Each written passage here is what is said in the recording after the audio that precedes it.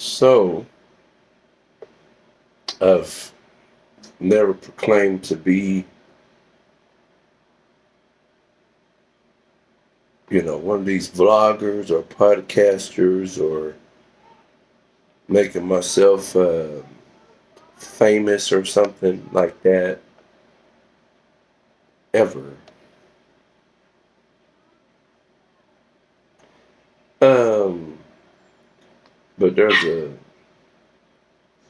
a scenario that I feel for some crazy reason without any kind of evidence of any kind. As you can see, I'm unprepared, so I'm not trolling. I don't care about none of this. I haven't shaved my head. I haven't shaved my face. I got kids in the background. I got dogs barking. I don't have a good backsplash. I didn't edit the video.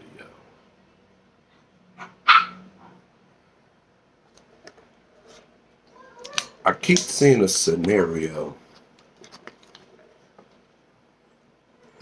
I keep seeing a person who has this deep gutted insecurity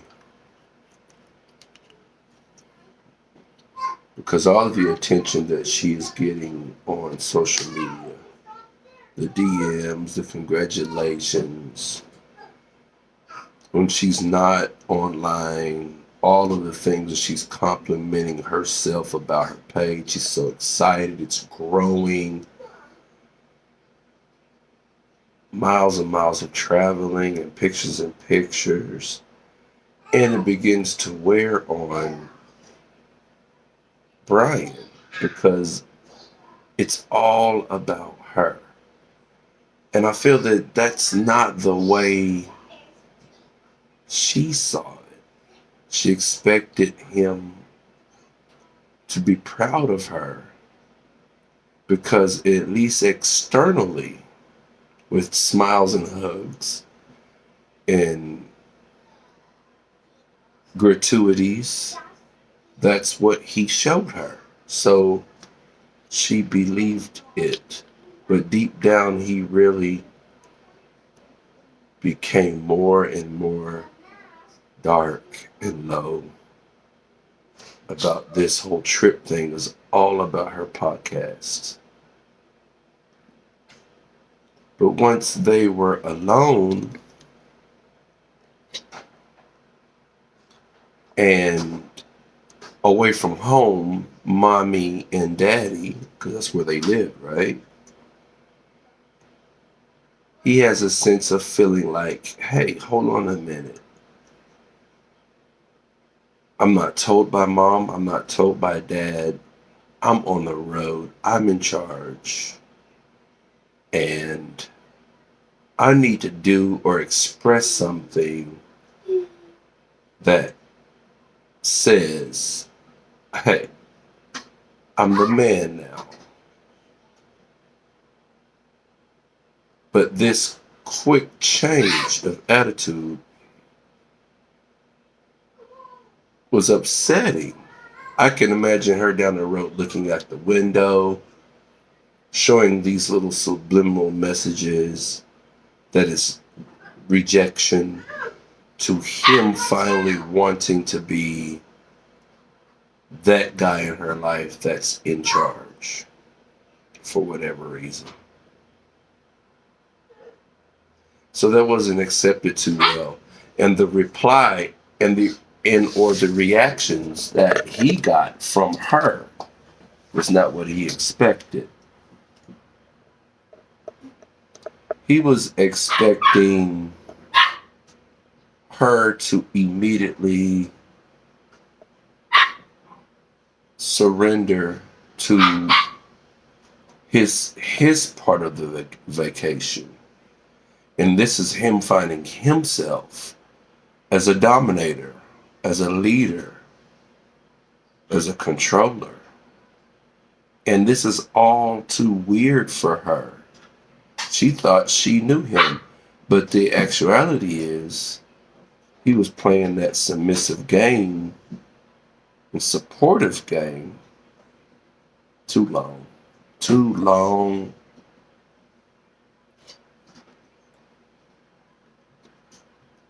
And there's been times and times and times and miles and miles and miles of arguing and debating on who is more dominant.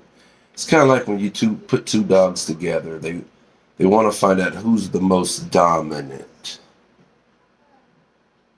And he felt like he wasn't getting reheard. He wasn't getting heard and respected enough from his point of view.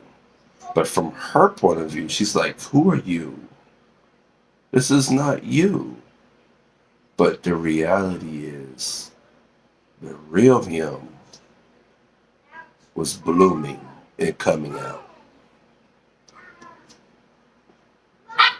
So he was holding breath and holding it back and negotiating with himself and driving and dealing with it. So he got to a point where enough is enough and I'm going to put my foot down. Well, that didn't go over too well with Gabby. There were times that she cried. They've had conversations. Please just understand. She was submissive with just please. And then it got to a point where she threw a fit or a temper tantrum because she has not had enough time to get assimilated to the new him. And her mind was focused on the podcast, the videos and her viewers.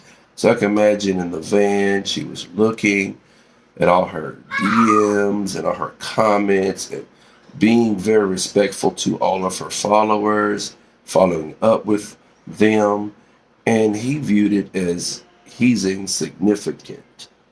And he's just like a little pawn on this road trip for her. And then here comes the DMs. You know, you got those guys. And they're doing what guys do on the DMs. There could have been some inappropriate pictures and how she responded or whatnot. And then he wasn't getting the respect that he thought he should get. People call him a narcissist. I'm not going to call him that. I'm not a psychologist. But I could see the whole situation playing out.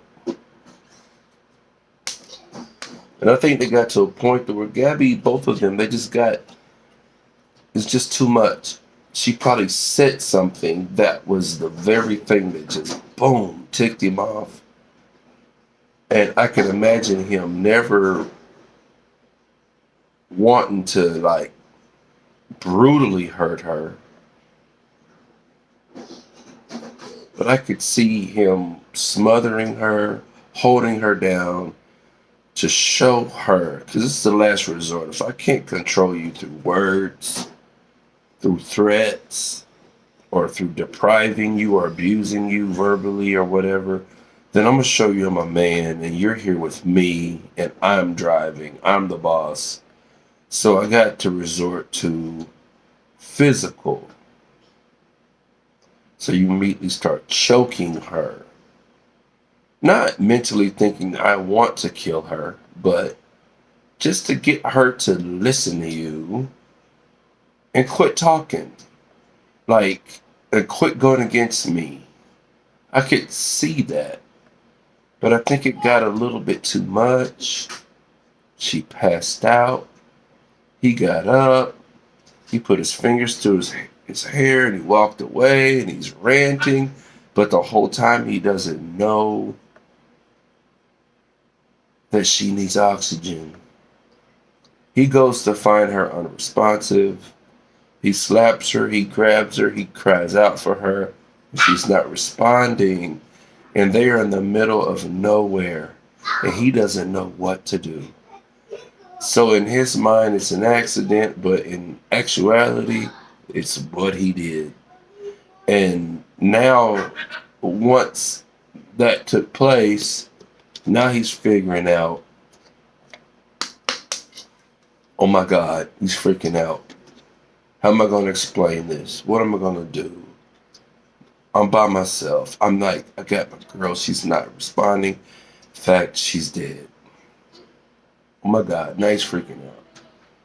So that at this point, his rationality comes into play when he should have had rationality to begin with. But now all of a sudden, all of the frustration and anger and everything that he was going through doesn't matter anymore. In fact, he doesn't remember. He's in shock. And he's trying to figure out what can he do. First people you're going to call when you're in a situation like that is your mom and your dad. And they're going to help you. Not them being criminal, but it's just as much as a shock as it is to him, probably even more. So they're going to say, calm down, we'll think through this. I feel they gave him the best advice. Whether it be turn yourself in, come home, we'll figure this out, we'll work it out. He couldn't do that. Because it's all on him. There's nobody else. You got all this footage and videos. He knows he's going down. So what do you do when you're trapped? You seek a way to escape. That's human nature. And he chose to dump her body. He chose the way he wanted to go. Clearly, I don't think he had intention to kill her. I think it was him doing what he did, but not the intention of the outcome, if I could say it that way. Now, that is just a feeling I have. And now everything is escalated. It's gotten bigger and bigger and bigger. And it's more confusing, more confusing. So in my opinion, there's going to be one or two things that's going to happen at this point. You can say it's escape. No, he's running too long. They're going to catch up with him. Too much technology and stuff. He's going to come mentally to a place to where he surrenders. And it's going to either I'm turning myself in and I can fight that way through the legal system with a chance. Or it depends on his mental state. And he's just going to offer himself. And this is where I think parents should be involved. And for the fact that they are not involved, it tells me they're in communication and they trust his mental state and they're guiding him in the best possible way, as parents should do in a situation he's put himself into. That's all I got. As I look at everything, that's the only thing I got that would make any sense. Thank you for watching. I have no podcast. I have no Real True channel. Thank you.